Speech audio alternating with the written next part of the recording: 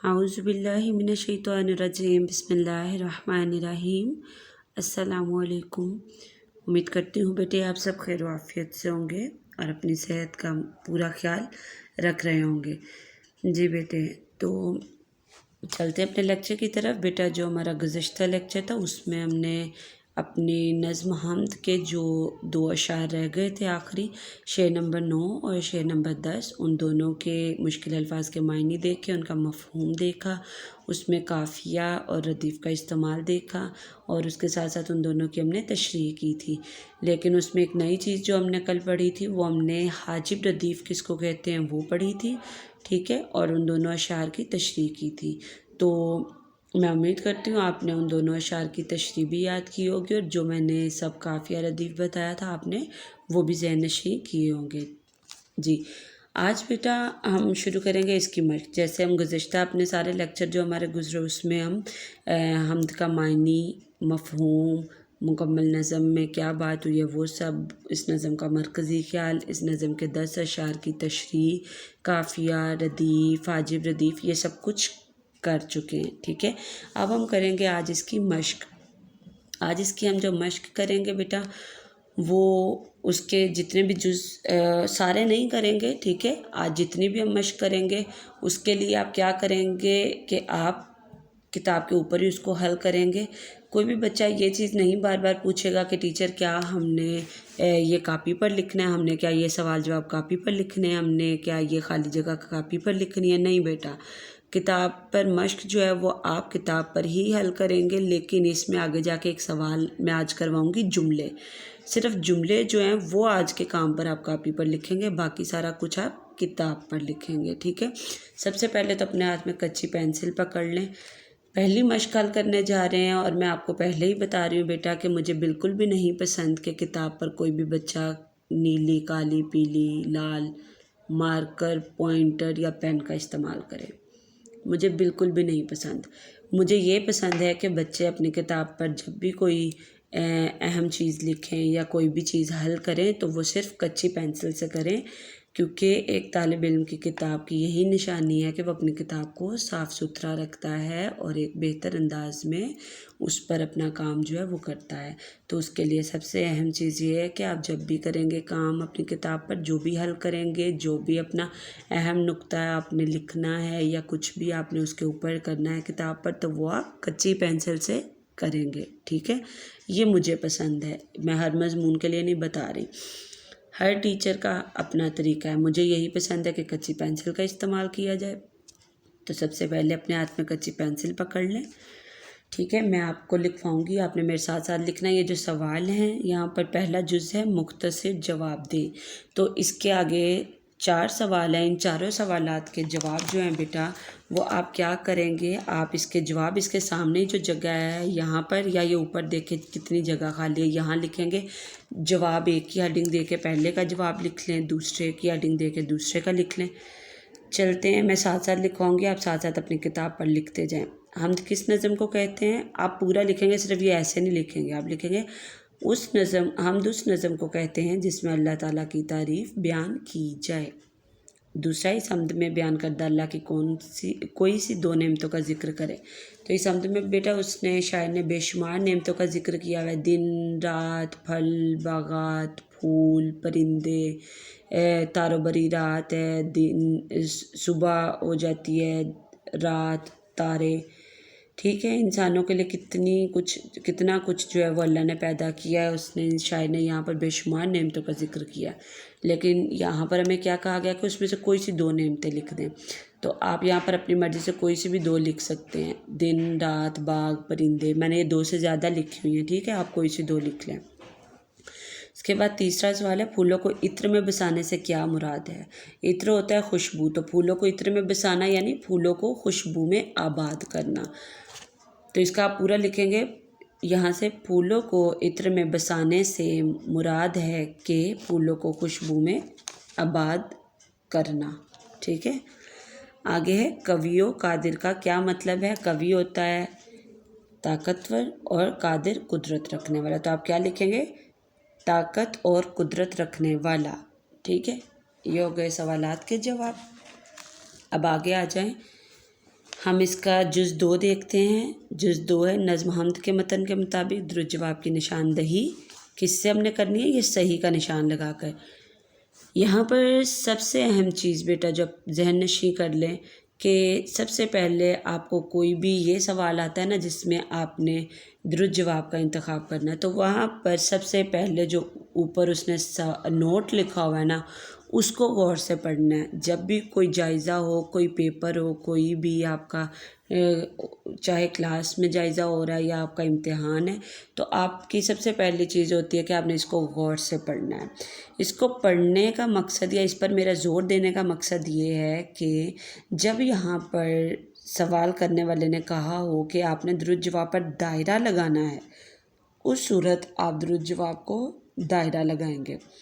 اگر اس نے یہاں پر زور دے دیا، اس نے ایک چیز مخصوص کر دی، اس نے کہا ہے کہ صحیح کا نشان آپ نے لگانا ہے، درست جواب پر کون سا نشان لگانا ہے؟ یہ صحیح کا نشان، تو پھر ہرگز آپ نے دائرہ نہیں لگانا بلکہ آپ نے صحیح کا نشان ہی لگانا ہے۔ ٹھیک ہے، یہ چیز سب سے اہم ہوتی ہے جو کہ آپ غلطی کر جاتے ہیں، اور میں اس چیز پر بہت زور دیتی ہوں۔ میں اگر دائرہ کہا گیا ہے تو دائرہ ہی چاہیے، اگر صحیح کا نشان ہے تو صحیح کا نشان ہی لگائیں گے۔ ٹھیک ہے، عادت بنا لیں اس چیز کو کہ سب سے پہلے اس کو غور سے پڑھنا ہے۔ تو یہاں پر اس نے کیا مانگا ہے ہم سے؟ صحیح کا نشان، تو ہم یہاں پر درست جواب جو بھی ہوں گے ان پر کیا لگائیں گے؟ یہ والا نشان۔ ٹھیک ہے، پہلا ہے اللہ کی بنائی ہوئی ہر چیز سے کیا ظاہر ہے؟ عظمت، خوشنمائی، پائیداری یا عزت؟ تو اللہ کی بنائی ہوئی ہر چیز سے کیا ظاہر ہے؟ خوشنمائی۔ خوشنمائی پہ یہ نشان لگا دیں۔ بے ہے بالی کس چیز سے بھری ہوئی ہے؟ نمبر 1 بالوں سے، نمبر 2 پانی سے، نمبر 3 خوشبو سے، یا نمبر 4 دانوں سے؟ تو اس کا درست جواب کیا ہے؟ بالی کس چیز سے بھری ہوئی ہے؟ دانوں سے۔ آگے ہے تیسرا، دن کو اللہ تعالیٰ نے کیا عجیب چیز بخشی ہے؟ نمبر 1 روشنی، نمبر 2 صفائی، نمبر 3 دولت، نمبر 4 خوشبو۔ تو دن کو کیا بخشا ہے؟ صفائی، دوسرا اس کا درست جواب ہے۔ آگے ہے میوے سے کیا چیز لدی ہوئی ہے؟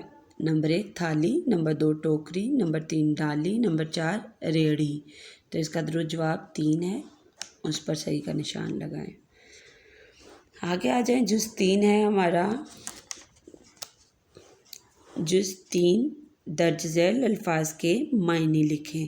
اب یہ معنی ہم نے حمد کی جو ہے سب سے پہلا جو لیکچر تھا حمد کی جب پڑھائی کی تھی تو اس میں ہم نے سب مشکل الفاظ جو ہیں ان کے معنی کیے تھے، تو آپ اس کے معنی بھی یہیں پر لکھیں گے، یا کاپی پر دوبارہ کرنے کی ضرورت نہیں ہے، تو یہیں پر آپ ساتھ لکھتے جائیں گے جیسے میں نے لفظ کے اوپر لکھا ہوا ہے۔ ٹھیک ہے، جہاں مجھے لگا جگہ کم ہے اس کا میں نے اس کے نیچے لکھ دیا۔ خوشنمائی کا معنی ہوتا ہے خوبصورتی، قادر قدرت والا، نرالی انوکھی، حکمت عقل یا دانائی، ڈالی شاخ یا ٹہنی۔ ٹھیک ہے، یہ ہو گئے ان کے معنی۔ اب آ جائیں آگے، جز 4 کیا ہے؟ درج ذیل الفاظ کے متضاد لکھیں۔ متضاد کیا ہوتا ہے بیٹا؟ متضاد آپ نے لفظ سنا ہوگا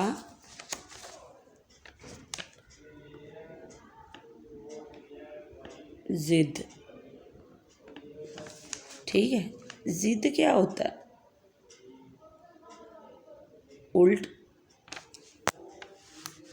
آپ نے اکثر اپنے روزمرہ میں سنتے ہوں گے معمول میں کہ ضد نہ کرو۔ آپ کو کوئی بھی استانی یا آپ کی والدہ یا آپ کے والد یا کوئی بھی بڑا آپ کو اکثر کہتا ہے کہ میرے ساتھ ضد نہیں کرنی، یا اس چیز پر ضد نہ کرو، ضد نہ لگاؤ۔ ضد کا مطلب بیٹا کیا ہوتا ہے؟ کب کہتا ہے کوئی بھی آپ کو اگر کہہ رہا ہے کہ میرے ساتھ ضد نہ کرو یا ضد نہ لگاؤ، وہ کب کہہ رہا ہے؟ جب کہ وہ آپ کو ایک کام یا ایک بات بول رہا ہے کہ ایسے کرنا ہے، اور آپ کہتے ہیں نہیں میں ایسا نہیں کروں گا بلکہ میں ایسا کروں گا۔ آپ دوسری صورت اس کے سامنے رکھتے ہیں، یعنی آپ اس انسان کی کہی ہوئی بات یا کام کے خلاف جاتے ہیں، اور آپ کہتے ہیں جو آپ کہہ رہے ہو میں نے وہ نہیں کرنا۔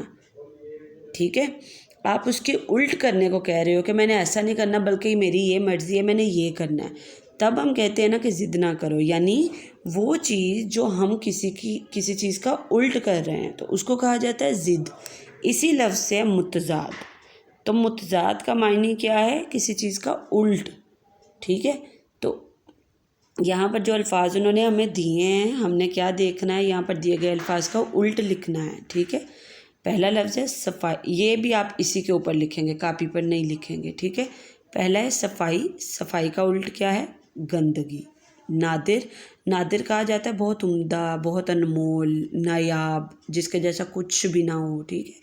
تو نادر کا ہوگا عام۔ نادر اگر ہے عمدہ یعنی بہت مشکل سے ملنے والا، بہت قیمتی چیز، تو اس کا الٹ پھر کیا ہوگا؟ عام۔ نادر عام۔ ظاہر، ظاہر ہوتا ہے جو نظر آ رہا ہے، تو اس کا الٹ پوشیدہ یعنی چھپا ہوا۔ رات، دن، یہ متضاد بھی آپ اسی کے اوپر لکھیں گے۔ اس کے بعد آ جائیں ہمارا جز 5، جز 5 پر آئیں۔ جز 5 ہے ہمارا، دیے گئے الفاظ میں سے مناسب لفظ چن کر مصرعے مکمل کریں۔ یہاں پر انہوں نے ہمیں مصرعے دیے ہوئے ہیں اور ان مصرعوں میں خالی جگہ چھوڑی ہوئی ہے، اور اوپر انہوں نے ایک بریکٹ میں جتنے یہ مصرعے ہیں اتنے ہی الفاظ دیے ہوئے ہیں، جو کہ بے ترتیب دیے ہوئے ہیں، ترتیب سے نہیں دیے ہوئے۔ اور یہاں پر جو انہوں نے لکھے ہوئے ہیں نامکمل مصرعے، ان کو ہم نے مکمل کرنا ہے خالی جگہ پر کرتے ہوئے، اور خالی جگہ جو پر کرنی ہے ہم نے وہ یہاں سے لفظ چن کر ہم نے کرنی ہے۔ تو پیچھے ہم پڑھ کر آئے ہیں، یہ وہی مصرعے ہیں، دیکھتے ہیں۔ پہلے کا کیا ہے؟ پہلا ہے ننھی کلیاں، اس کا آئے گا چٹک، ننھی کلیاں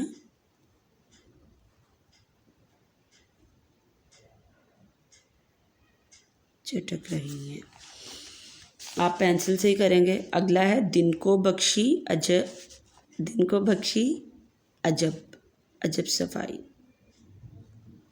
میرے ساتھ ساتھ لکھتے جائیں آپ بھی۔ یہ بیٹے پہلے سے ہی کچھ ہے، اچھا اس کو آپ نے نہیں۔ آگے تیسرا ہے ڈیش سے نہیں ہے کوئی خالی حکمت، حکمت سے نہیں ہے، یہ جو اس کو نقطہ، حکمت سے نہیں ہے کوئی خالی، میوے سے لدی ہوئی ہے ڈالی، یہ جو اس طرف سارا حل ہے نا اس کے اوپر نہیں آپ نے جانا، اس کو نہیں آپ نے دیکھنا ہے، صحیح ہے۔ آگے ہے آخری ہے ڈیش سے بڑی، ڈیش بھری رات کیا بنائی، تو کیا آئے گا؟ تاروں۔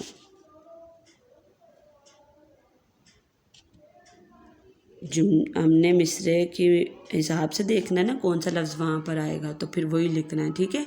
یہ ہو گیا۔ اسی طرح آپ اس کے اوپر ہی حل کریں گے، کاپی پر نہیں کریں گے۔ میں ہر سوال میں دیکھیں آپ کو ساتھ ساتھ بتاتی جا رہی ہوں کہ کاپی پر کرنا ہے یا نہیں، ٹھیک ہے۔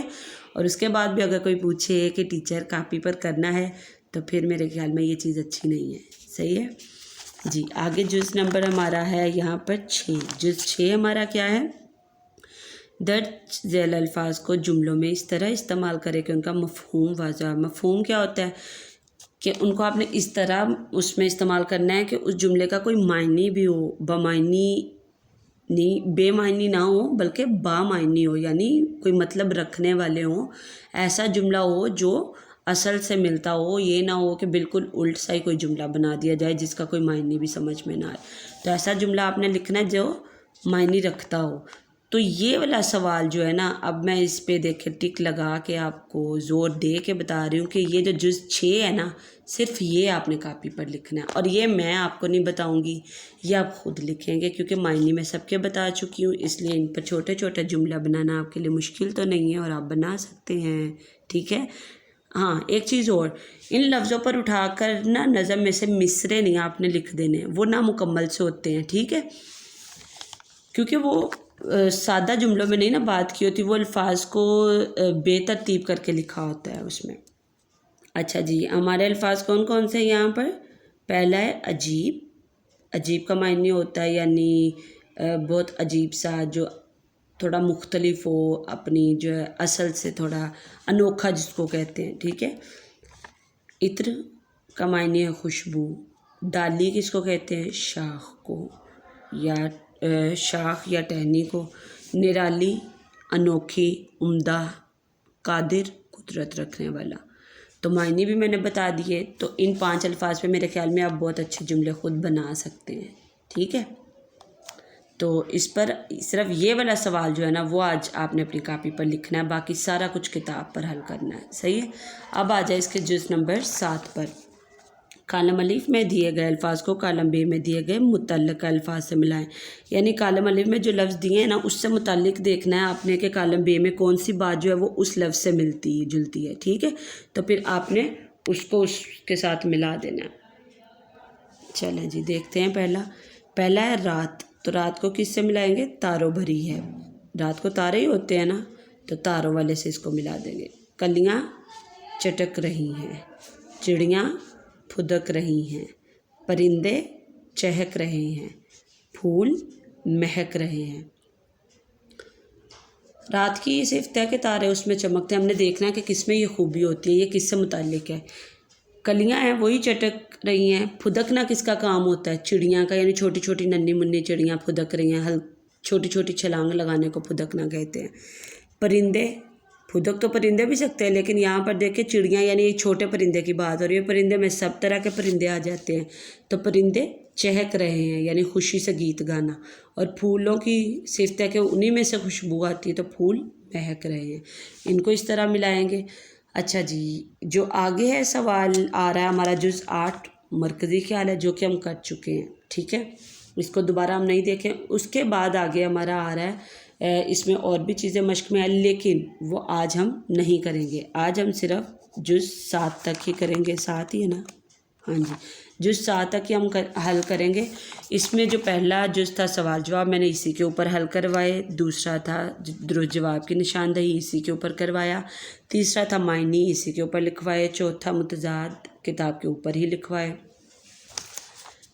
پانچواں تھا مصرع مکمل کرنا، وہ بھی کتاب کے اوپر ہی لکھنا ہے، چھٹا ہے جملے، وہ ہم نے کتاب کے اوپر نہیں کرنا بلکہ ہم نے کاپی کے اوپر کرنا ہے، ساتواں تھا کالم ملانا، وہ ہم نے کتاب کے اوپر ہی کرنا ہے۔ جی 7 جز کروائے، یہ 7 آپ نے یاد کرنے ہیں، ٹھیک ہے، اور اپنی کتاب پر حل بھی کر لیں، سوائے چھٹے کے، جو چھٹا ہے وہ کتاب پر حل نہیں کرنا بلکہ آپ کا آج کا کام یہی ہے کہ یہ 7 میں سے جز 1 2 3 4 5 اور 7 کتاب پر حل کریں گے اور ان کو یاد بھی کریں گے، لیکن جو چھٹا جز ہے جملوں والا وہ آپ اپنی کاپی پر لکھیں گے اور اس کو بھی یاد کریں گے، ٹھیک ہے، صرف ایک سوال ہے جو کاپی پر کرنا ہے۔